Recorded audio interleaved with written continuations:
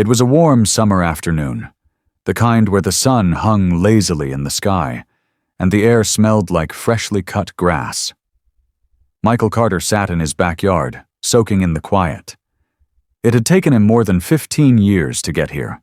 Long nights on patrol, endless paperwork, and a lifetime of keeping his cool in situations that could have gone sideways fast. But now, none of that mattered. He finally had his dream home, a beautiful place in an upscale Atlanta neighborhood, complete with a backyard pool where he could finally relax. Then came the sirens.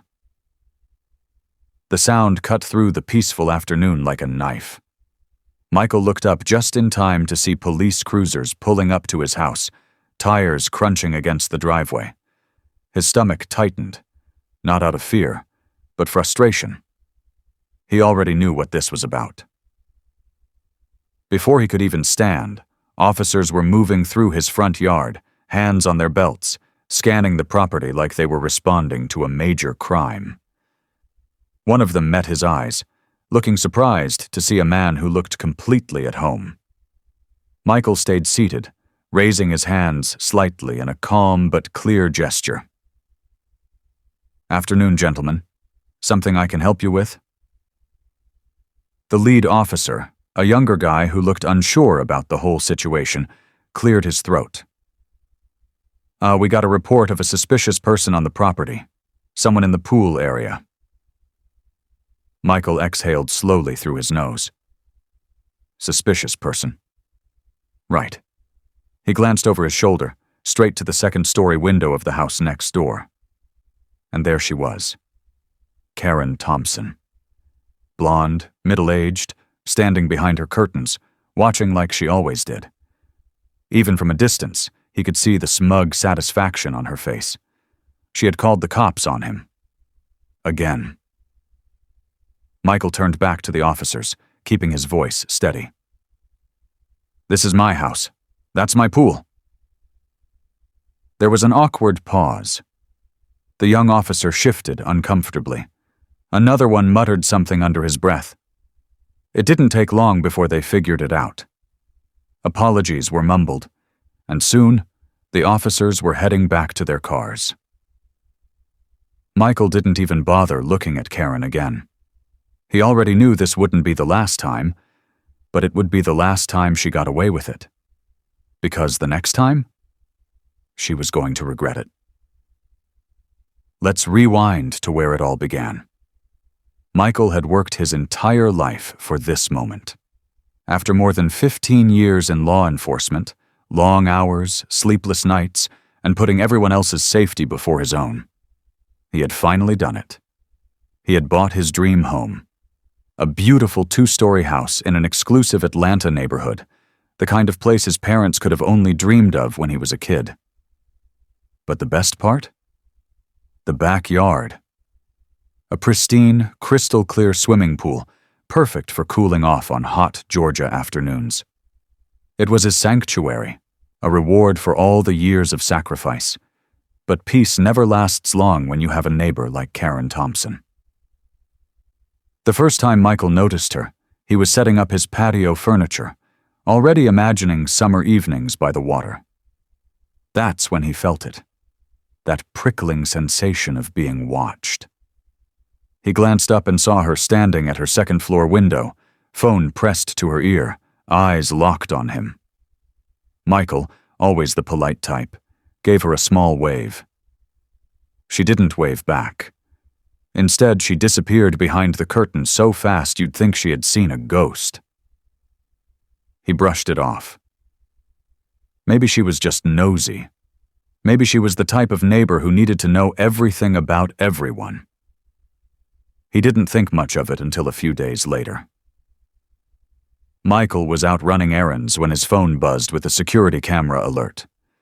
He tapped the notification, and his stomach tightened at what he saw. There, in broad daylight, was Karen. She had walked straight through his back gate, completely uninvited, wearing a designer swimsuit and carrying a fancy beach towel, like she owned the place. She didn't just peek around, either. She made herself comfortable, placing her things on one of his pool chairs and dipping her feet into the water like she had done it 100 times before. By the time Michael got home, she was still there, lounging like she was at a resort. He stepped onto his patio, keeping his voice calm. "Can I help you?" Karen turned, clutching her chest in exaggerated surprise. "Oh, I didn't recognize you. I thought you were the new pool maintenance guy." Michael's jaw tightened. "I'm the new owner." Karen blinked, then let out a nervous laugh. "Oh, really? That's unexpected. The previous owners always let me use the pool. It was kind of an arrangement. Michael wasn't interested in whatever arrangement she thought she had." He kept his voice steady. "Well, I'm not them. This is private property, and I'd appreciate it if you didn't come in without asking." Her friendly act faded in an instant. She scoffed, gathering her things. "Huh. We'll see about that." Michael didn't know what she meant at the time, but he was about to find out. It didn't stop after that first incident. If anything, Karen got bolder. At first, it was little things. Michael would catch her testing his back gate when she thought no one was looking, tugging at the latch to see if it was unlocked. Sometimes, when he walked past his window, he'd spot her peering over his fence, like she was checking to see if the pool was available for use. He ignored it, until the morning he woke up to the sound of splashing and laughter coming from his backyard.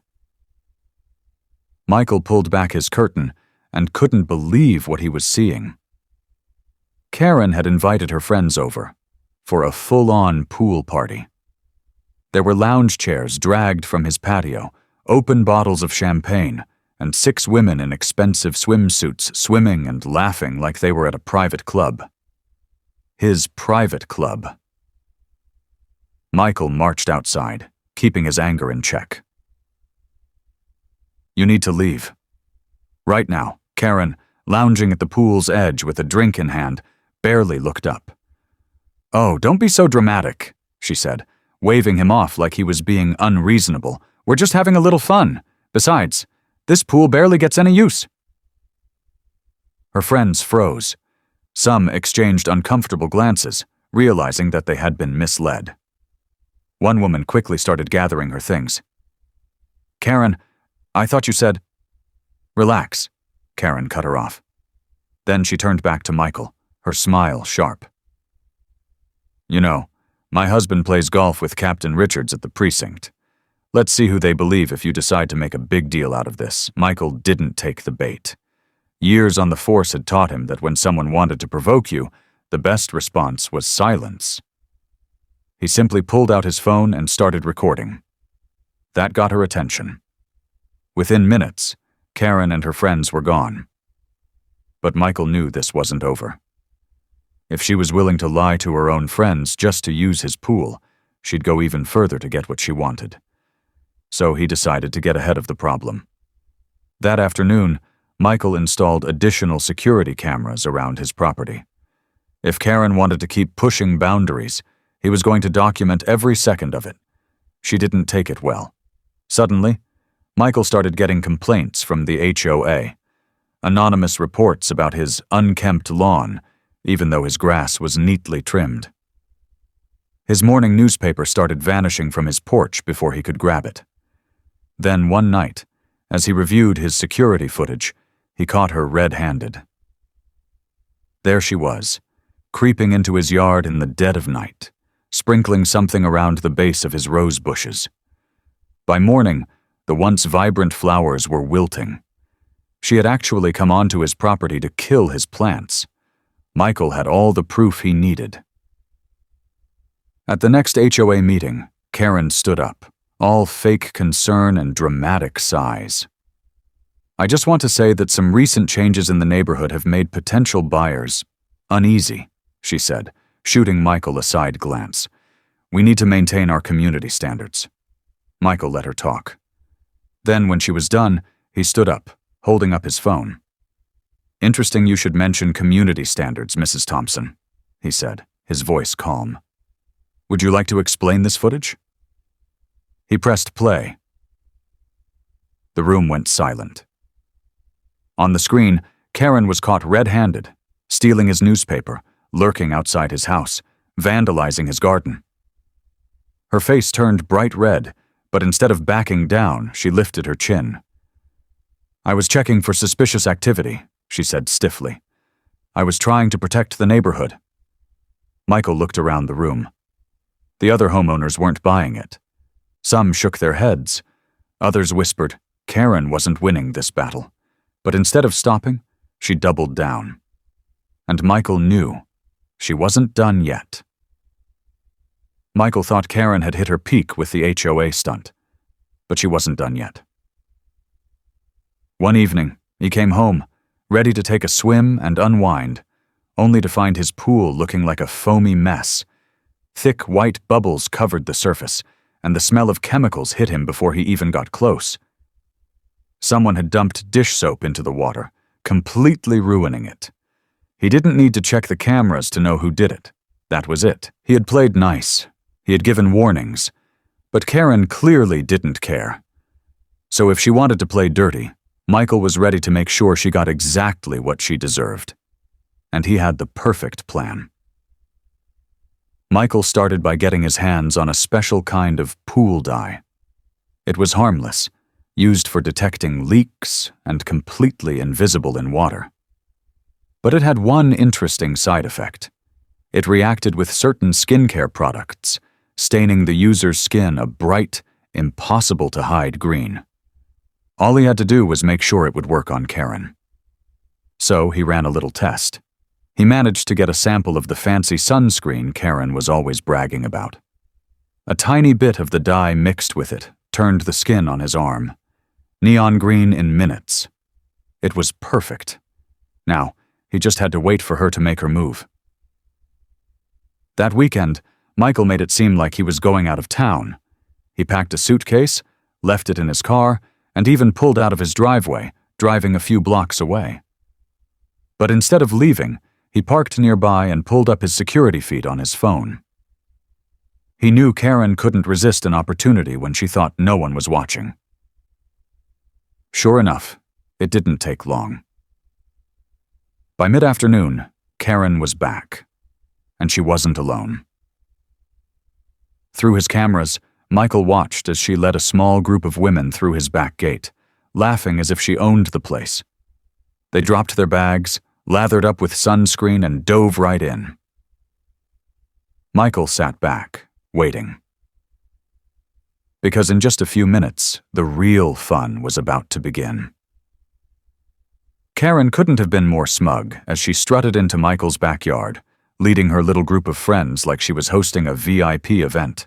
Champagne bottles clinked, expensive beach towels were draped over the chairs, and soft jazz played from a Bluetooth speaker. "Ladies, welcome to our private retreat," she announced, raising her glass. Michael watched from his hidden vantage point, phone in hand, recording every second. They had no idea what was coming. One by one, the women slathered themselves in their high-end sunscreen, the same kind Michael had tested. Karen, of course, went first, making a show of smoothing it onto her arms and face before stepping onto the pool ladder. Then, with a satisfied sigh, she dove in. The others followed, laughing and splashing, completely unaware that karma was already working its magic. At first, everything seemed normal. But then, Karen? One of the women said, frowning at her arm. Karen barely glanced over. "What? Your skin... It looks weird."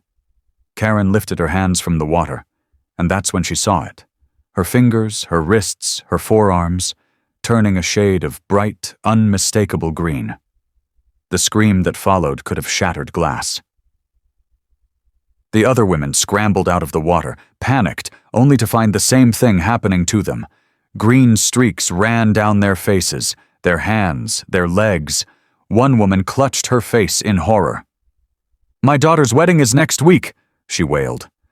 Another gasped. "It won't come off," frantically rubbing her arms. Karen turned in circles, looking for someone to blame. Her perfectly styled hair was dripping, her designer swimsuit clinging to her now neon green skin. And then, she saw it. A small red light, the security camera. Michael could almost hear her heart drop, her face twisted in fury, but there was nothing she could do. One by one, the women grabbed their things and bolted, running through the neighborhood like a pack of panicked lizards, leaving wet, green footprints in their wake. Michael made sure to get every second of it on video. Michael didn't just let the footage sit on his phone. Oh no, he made it count. He spent hours editing it into a masterpiece. Slow-motion shots of Karen's horrified expression, dramatic zoom-ins on the streaks of green spreading across her skin, and a perfectly timed cut to the security camera catching her realization. He added some dramatic music for effect and slapped on a title, Karen Gets Green with Envy. The moment he uploaded it, the internet did what it does best. The video exploded overnight. People in the comments couldn't get enough. Instant karma at its finest. She really thought she was untouchable. Look at her now. Bro set her up like a Mission Impossible villain, and I respect it. It wasn't long before the local news picked up the story. A viral headline like that was too good to ignore. Reporters dug into Karen's background, and that's when the real damage started. Her clients started canceling deals. No one wanted to buy a house from that woman. Her real estate company saw the headlines and decided she was more trouble than she was worth. She was dropped from the agency within the week. And then came the final blow. Her own neighbors. With Karen's downfall in motion, people started coming forward with their own stories. The HOA, which had once tolerated her endless complaints, suddenly turned on her. Turns out Michael wasn't the only one she had targeted. She'd been a nightmare to nearly everyone on the block. Karen wasn't the type to go down quietly. She tried to fight back, hiring a lawyer to send Michael a cease and desist, demanding he take the video down. Michael didn't even blink. He responded with a file full of security footage, every trespass, every petty act of vandalism, every ridiculous stunt she had pulled. Her own lawyer took one look and practically ran for the door. She had no case. The final nail in the coffin came at the next HOA meeting. Karen, desperate to salvage what was left of her reputation, tried to rally the neighborhood against Michael. She ranted about privacy, unfair treatment, and how she was the real victim. Then, from the back of the room, someone started humming. It's not easy being green. The laughter started slow, but it spread like wildfire. Soon, the entire room was cracking up. Even the HOA president had to turn away to hide his grin. Karen stood there, face burning, fists clenched at her sides. And then just like that, she stormed out. It didn't take long for Karen to realize she had no future in the neighborhood. The whispers, the side eyes, the way people smirked when they saw her, it was too much for someone who thrived on control. Within weeks, a big "for sale" sign popped up in her yard. She barely lasted through the first few open houses before packing up and disappearing for good. Her house didn't stay empty for long. A young interracial couple moved in, bringing warmth and laughter where Karen's entitled scowls used to be. They had 2 little kids who loved riding their bikes around the cul-de-sac, waving excitedly whenever they saw Michael. With Karen gone, something shifted in the neighborhood. The air felt lighter, the tension she created disappearing like she was never there. Michael's pool, once the center of her entitled antics, became a gathering spot for actual friends. He started hosting weekend cookouts, where neighbors could just relax without someone filing bogus complaints about grass height or property values. And Karen? She became nothing more than a funny story people told over drinks. Near the pool gate, Michael put up a small framed photo. It wasn't anything fancy, just a freeze frame from the security footage. In it, Karen and her friends were mid-sprint, their skin still stained a ridiculous shade of green. Whenever new visitors noticed it and asked about the story, Michael just chuckled. Let's just say karma has a way of making a splash. And if they pushed for more details, he'd shrug. Sometimes, the best revenge isn't anger, it's just letting entitled people expose themselves. Dealing with entitled neighbors can be a nightmare, but sometimes karma handles them better than we ever could. Have you ever faced someone like Karen? Maybe a neighbor who thought they owned the whole street, or someone who just couldn't respect boundaries? Drop a comment below and share your story. I'd love to hear it. And if you think Karen got exactly what she deserved, go ahead and hit that like button. For more real-life stories of satisfying karma, don't forget to subscribe. You never know when the next entitled person will get a taste of their own medicine.